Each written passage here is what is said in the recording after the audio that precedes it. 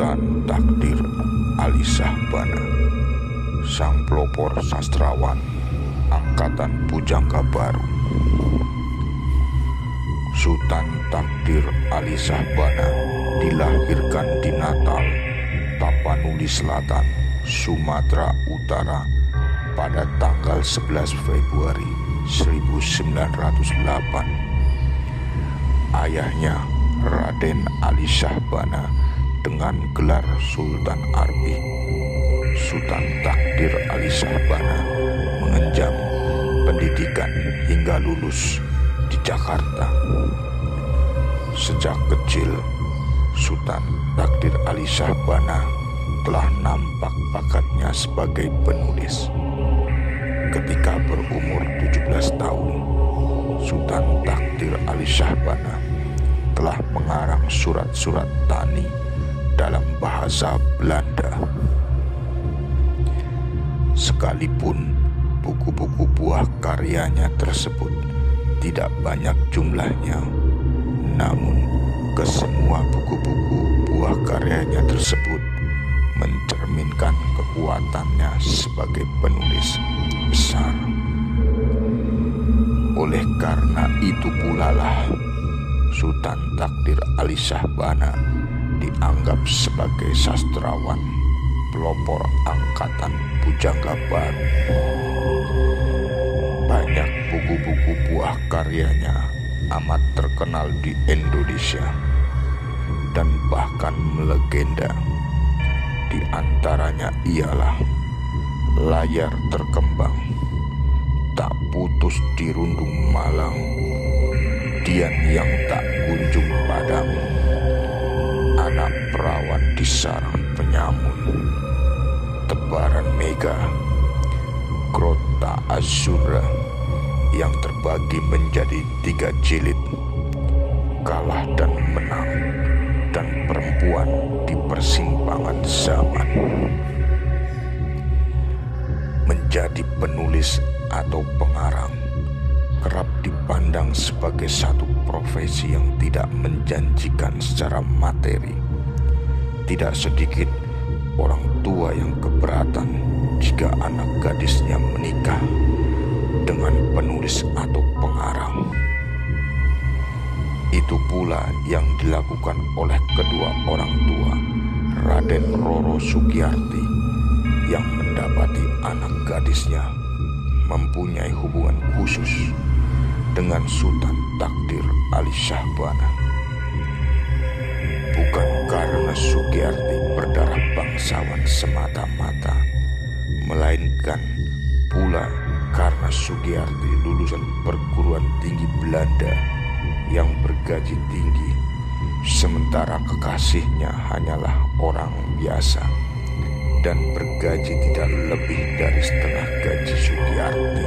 Namun, perasaan cinta memang bukan berdasarkan materi, kebangsawanan, ataupun hal-hal lainnya. Raden Roro Sugiyarti tetap nekat menjalin cinta dengan kekasihnya. Karena penentangan sengit keluarganya, ia nekat kawin lari dengan kekasihnya. Kekasih gadis bangsawan Jawa itu adalah Sultan Takdir Ali Shahbana. Pada tahun 1933, Sultan Takdir Ali Shahbana merintis gerakan sastra baru bersama dengan Tengku Amir Hamzah, Armin Pani. Sebagai aplikasi gerakan yang mereka rintis, mereka kemudian menerbitkan majalah Pujangga Baru. Dalam Kongres Bahasa Indonesia di Surakarta tahun 1938, Sultan Takdir Ali Shahbana melontarkan gagasannya bahwa kebudayaan Indonesia sebaiknya mengacu kepada kebudayaan Eropa dan Amerika. Menurutnya, sumpah satu nusa, satu bangsa dan satu bahasa tidak lagi penting. dan ia menawarkan konsep Bumantara dengan menyatukan seluruh kawan Asia untuk masuk ke dalam pergaulan dunia di kemudian hari. Konsep Bumantara ini menunjukkan Sultan Takdir Ali Shahbana merupakan sosok manusia global yang terpacu beruniversal, sehingga dapat disebutkan pemikirannya telah maju melampaui zamannya.